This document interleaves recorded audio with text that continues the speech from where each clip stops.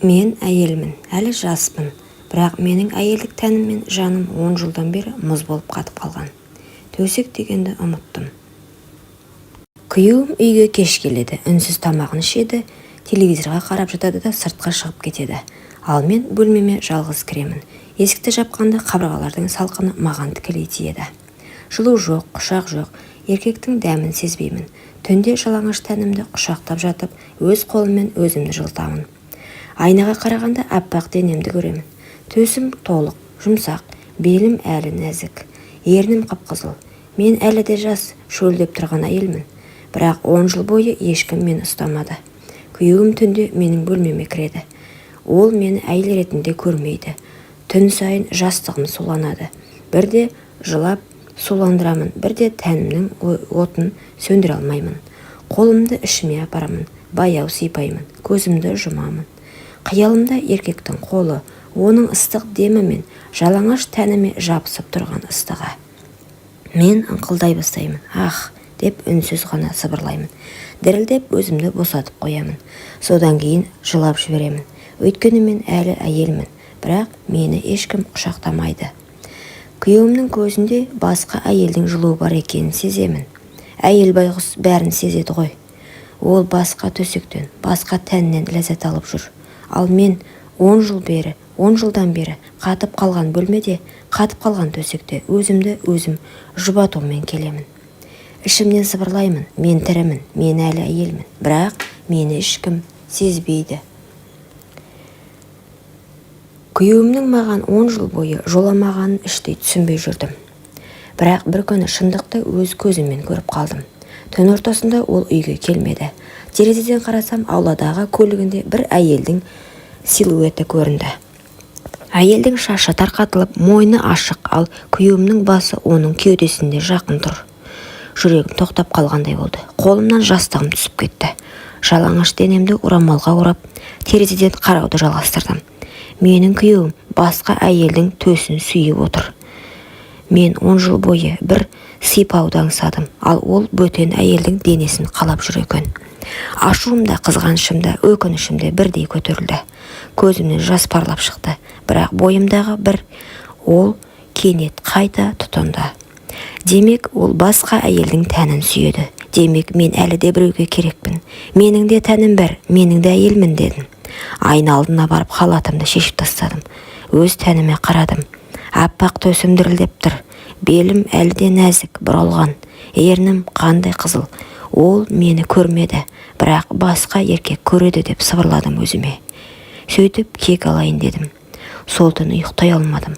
Қолымды төсіме апарып баяу сипадым. Екінші қолмен төмен түсіріп, денемнің ыстығын сездім. Аузымнан ыңқыл шығып кетті. Ах, мені де біреу осылай ұстаса ғой дедім. Төсегім дірілдеп, тәнім шөлін қандыра алмай жатып, өзімді қинап шықтым. Ал күйеуім сол түні бөтен әйелдің төсегінде менің жанымды өртеп жіберді. Сол сәтте шешімім пісіп жетілді. Мен бұлай өмір сүре алмаймын. Мен де әйелдік бақытымды табамын. Мен де тірі екенімді дәлелдеймін. Таң ата менің көзім ісіп кеткен еді. Түні бойы жылап шыққан едім. Түні бойы өзімді қинап шықтым. Ал күйеуім таңертең кіріп келді. Үстінде бөтен әйелдің иісі. Менің жаным қиналып, қолым қалтырап кетті. Қашанға өз-өзімді қанағаттандырып жүремін дедім. Мен оның бетіне қарауға батпадым. Ол мені байқамады да, үстелден нан жеп телефонға үңіліп отырды. 10 жыл бойы осы өмірде көндім. Бірақ бұдан әрі шыдай алмаймын деп ойладым. Сол сәттен бастап менің қолым қалам іздеді. Қағаз алдым. Қолым дірілдеп, бірақ жүрегімнен шыққан әр сөзді жаздым. Хатым, енеме, мен сізді сыйладым. Осы үйдің бар тәртібін ұстандым. 10 жыл бойы ұлыңыз менің қасыма жатпады. Жатқанмен мені қандыра алмады. Мен әйел болсам да еркектің құшағын көрмедім. Түн сайын жалғыз жаттым. Шөлдеп, жылап, тәнімді құшақтап шықтым. Ал бүгін оның басқа әйелмен болғанын көрдім. Мен бұдан әрі шыдай алмаймын. Менің де жүрегім бар. Менің де тәнім бар. Мен де әйелмін. Мен кетемін. Мені сөкпеңіз. Мен тек өз бақытымды табуға барамын. Хатты жастығымның үстіне қойдым.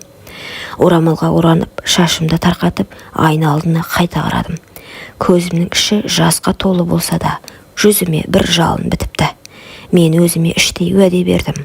Мен тірімін, мен әлі жаспын. Мен өзімді өлтірмеймін, мен өз бақытымды табамын. Сол сәттен бастап менің жанымда басқа бір күш оянды. Бұл мені еркектің қолы, еркектің дәмі аңсаған әйелдің күші еді. Үйден шыққан күнімде менің жанымда жеңілдік те, қорқыныш та болды. Енемнің бөлмесінде қалдырған хат менің соңғы үнсіздігім еді. Ал алда белгісіз, бірақ жүрегімді тарқататын бір әлем бардай сезіндім. Көшеде келе жатып, мен өзімді өзгеше сезіндім. 10 жыл бойы тұншыққан әйел енді еркін демалғандай еді.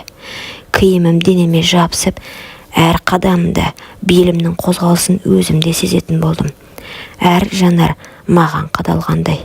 Сол сәтте кафенің алдында бір жігітке көзім түсті. Жас, жігерлі, жанары өткір. Ол менің жүзіме тіке қарады. Жүрегім дүрсілдеп кетті. Көзімді тайдыра алмай қалдым. «Кешіріңіз, сізді бір жерден көрген сияқтымын», деді ол жымиып. Мен ыңғайсызданып, бірақ жүрегім қатты қалап, соғып тұрды. «Жоқ, мүмкін», дедім күмілжіп. Ол қолын созды. Қолын алған сәтте денемне бір ыстық тоқ жүріп өткендей болды. 10 жыл бойы еркек қолын сезбеген нәзік алақаным сол сәтте қайта тіріліп кеткендей. Жүрегім ішімнен сыбырлады. Осы жігіт, иә, осы жігіт. Менің қиялымды шындыққа айналдыратын сияқты. Біз ұзақ сөйлестік. Оның дауысы еркектік сенімділікке толы, ал менің даусым алғаш рет жанданып күлкім шыға бастады. Ол маған үңіле қараған сайын менің төсім көтеріліп, демім жиілеп бара жатты. Мен жас қыздай ұялып, бірақ әйелдік отыммен жанып тұрдым. Кетерде ол жай ғана сыбырлап айтты. «Сізді тағы көргім келіп тұр.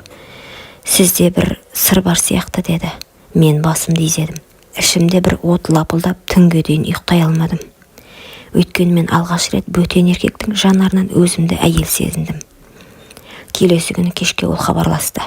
Дауысы телефоннан естілгенде-ақ жүрегім дір ете түсті. «Сізді көргім келеді, қазір», дейді. Көруге келістім. Ішімде толқу, ұялу, бірақ бір тоқтаусыз тартылыс бар. Кешкі саябақта кездестік. Ағаштардың арасынан шыққанда ол маған тіке қарады. Жанары өткір, бірақ жылы.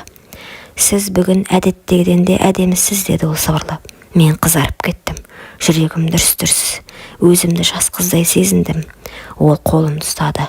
Қолының ыстығы алақанымнан жан жүрегіме дейін жайылып кетті. 10 жылдан бері алғашқы еркектік жанасу. Мен дірілдеп кеттім. Жігіт менің көзіме ұсақ қарады. Содан соң қолымды білегімнен жоғары сырғатты. Терге тиген әр жанасымды денемді тоғырғандай етті. «Сіз мені түсінбейсіз». «Мен», дедім сыбырлап, сөз таба алмай. Ол менің сөзімді бөлді. «Мен бәрін сеземін. Сіздің жүрегіңізде от бар. Сіздің тәніңіз ұйықтап қалған. Мен соны оятқым келіп тұр», деді. Бұл сөздер менің тұла бойымды өртеп жіберді.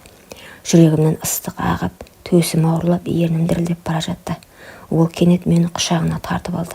Кеудеме басын тигізді. Оның жүрек дүрсілі құлағыма естіліп тұрды. Ал менің денем қысқарып ыңқылдай бастадым. Ол шашымнан сипап, құлағыма сыбырлады. «Сіз осындай нәзіксіз, сізді қалаймын», деді. Сол сәтте оның ерні маңдайыма тиді. Сосын мойныма, сосын ернімнің дәл жанына, кейін екі анарыма. Мен көзімді жұмдым.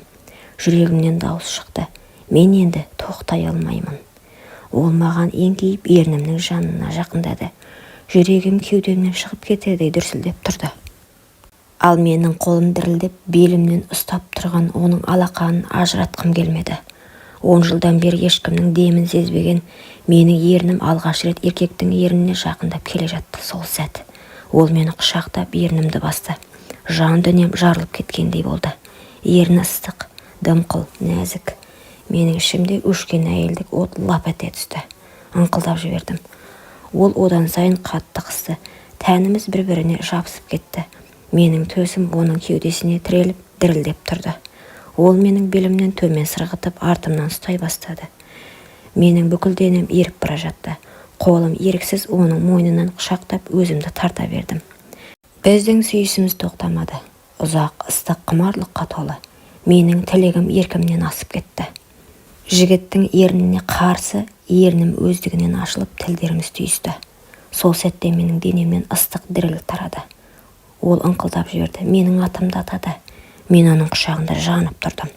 Көзімді ашқанда оның жанары жалындап тұрды. Сізді қатты қалаймын деді. Мен ернімнен тістеп дірілдеп тұрдым. Өзімде сыбырладым. Мен де, сен мені тірілттің дедім. Жігіттің жанарында от бар. Мен 10 жыл бойы көрмеген, аңсаған әйелді жаңардаудай оятқан жігіт. Ол мені қолымнан ұстап бөлмеме алып кірді. Есікті жауып маған тіке қарады. Сол сәтте жүрегім дүрсілдеп қана қоймай, бүкіл денем дірілдеп тұрды. Сіз дайынсыз ба деді ол. Мен көзімді жұмып басымды изедім. Даусым дірілдеп шықты. Иә, мен сені қалаймын. Ол жақындап мені құшақтап сүйіп жіберді. Мен ыңқылдай бердім, тоқтама. Халатым баяу сырғып түсті. 10 жылдан бері жабылып тұрған тәнім алғаш рет еркек алдында ашылды. Мен ұялғаныммен оның жанарында құмарлық мені қаймықтырмады. Керісінше әйелдігімді мақтанышпен сезіндім. Ол менің төсімді қолымен қысып, ернімен сипағанда бүкіл денем шымырлап, ыстық дірілден жарылардай болды. Сен мені тірілттің дедім сыбырлап, көзімнен жас ағып жатып. Ол мені төсегіме жатқызды. Қолдарыма, мойныма, кеудеме тоқтамай әр жерімді сүйді. Менің денем әр жанасуда құмарлықпен өртене түсті. Сол түні мен 10 жыл бойы аңсағанымды алдым. Мен қайтадан әйел болдым. Менің жанымда, тәнімде жанып, шөлін қандырып, рахатқа бөленді. Таң атқанда ғана біз бір-бірімізге құшақтасып құлап түстік. Мен оның кеудесіне басымды қойып сыбырладым. Жаңа өмірге қадам басқалы жүргенімде сыртта біреу бізді бақылап тұрғанын білдім. Ал ол менің 10 жыл бойы төсегін суытқан күйеуім еді. Соңғы күндері менің өзгергенімді байқапты. Жүзім нұрланып, көзім жайнап кеткен. Өзге әйелдің құшағында жүрсе де, ішкі түкпірінде бұл әйел тек менікі деген еркектік қызғаныш маза бермепті. Ақыры бір түні артымнан аңдып келді. Мен жігіттің құшағында жатқанмын. Төсек ыстығынан булып, тәнім мен жаным от боп жатқан шақ. Мен ыңқылдап, оның әр жанасуына еріп, әйелдігімді толық сезініп жатқанда есік алдынан сықыр естілді. Көзім ілінбеген, бірақ ол бәрін көріп тұрды. Күйеуім. Ол көлеңке арасында тұрып, көзін алмай тістеніп қарады. Менің жай қайымды, жігітіңнің ыстық демін бәрін естіді. Мен бұрын ешқашан оған шықпаған даусымды, ешқашан оған ашылмаған әйелдік сырды бөтен еркектен көрді. Жүрегім шаншып кеткендей болды. Бұл менікі еді. Қалайша ол басқа біреудің құшағында? Мен оны жылдар бойы құшақтамадым, бірақ ол шынымен бақытты болып қалған ба? Оның көзінен жас шығып кетті. Ашу емес, қызғаныш емес, қайғы мен өкіну. Өз қолымен өз әйелін өшіріп, басқа еркектің қолына итеріп берген енді түсінді.